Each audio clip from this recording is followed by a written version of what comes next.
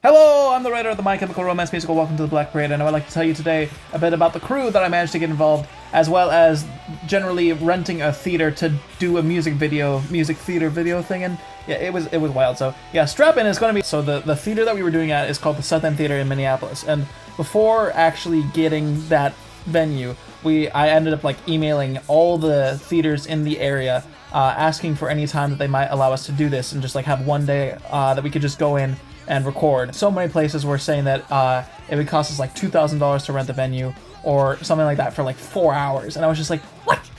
But the Southern actually reached out back to me and said like, yeah, you can do it if you want to do like for 4 hours. It's like $150 an hour.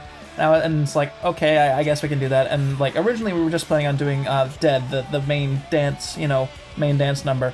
And so I was just kind of like, okay, cool. But then I found out that they actually would allow us to have it for the whole day, from like 8 in the morning all the way until like 12 at midnight, if we ended up doing it for 800. So I was just like, cool, 800. And then with like taxes and fees, it ended up being about like 1,000, but regardless, we managed to get a venue. And so we were on our we were well on our way to get there, yeah. Problems though, there's always problems. Problem is though, when we got there, they were already set up for another show and we couldn't move anything, and they had like set lighting that they already had that they would not be able to change. So we literally had to use their preset lighting setup and then work around that.